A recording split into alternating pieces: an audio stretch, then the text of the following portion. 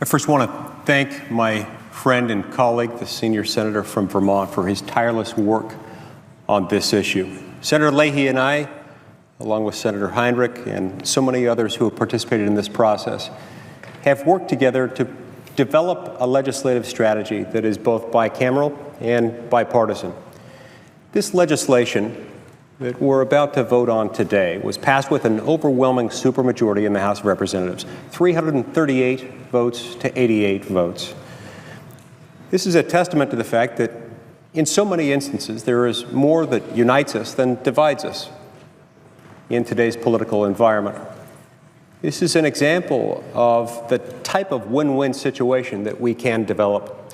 This bill protects American national security, and it does so in a way that is respectful of the privacy interests and both the letter and the spirit of the Fourth Amendment. The American people understand intuitively that it's none of the government's business who they're calling, when they're calling them, who calls them, how long their calls last. The American people intuitively understand what graduate researchers have confirmed, which is that this type of calling data, even just the data itself, not anything having to do with recorded conversations, just the data, reveals a lot about an individual, about his or her political preferences, religious views, marital status, number of children the person may have, all kinds of interests that are none of the government's business. The way this data is collected, moreover, is inconsistent with the way our government is supposed to operate.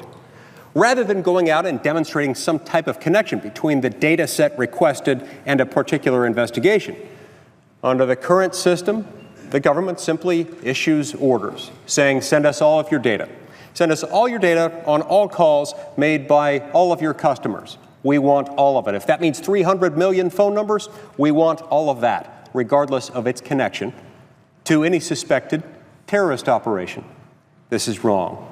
Our bill would change that. And it would change it quite simply by requiring the government to request information connected to a particular phone number, a phone number that is itself suspected of being involved in some type of terrorist activity. This bill represents a good compromise. This bill represents reason. This bill would protect American national security while also protecting privacy. This bill, in so doing, recognizes that our privacy is not and ought not ever be deemed to be in conflict with our security. Our privacy is, in fact, part of our security. We are, unfortunately, considering this bill with too little time left. In fact, we're considering this bill after the Patriot Act provisions at issue have expired. This is unfortunate, it was unnecessary, and it represents a long-standing bipartisan problem within the Senate. A problem pursuant to which we establish cliffs. We establish these artificially designed deadlines. We've known about this particular deadline for 4 years. For 4 years, Mr. President, we knew that these provisions were going to expire. We should have taken these provisions up far before now. Many of us tried. We did so unsuccessfully. Senator Leahy and I and others have been working on this legislation for years. We've been ready, willing, eager, and anxious to do so. We haven't been able to do so until very recently. And because of the fact that these provisions have now expired, it's incumbent upon us to move these things forward in all deliberate speed.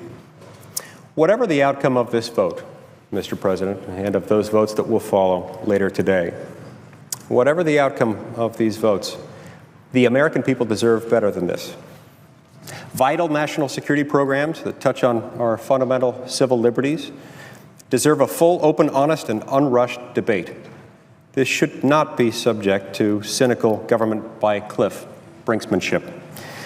If members of Congress, particularly Republican members of Congress, ever want to improve their standing among the American people, then we must abandon this habit of political gamesmanship. Finally, Mr. President, it's time for us to pass this bill that has been passed overwhelmingly in the House of Representatives, this bill that carefully balances important interests that the American people care deeply about. I urge my colleagues to support this legislation. Thank you, Mr. President.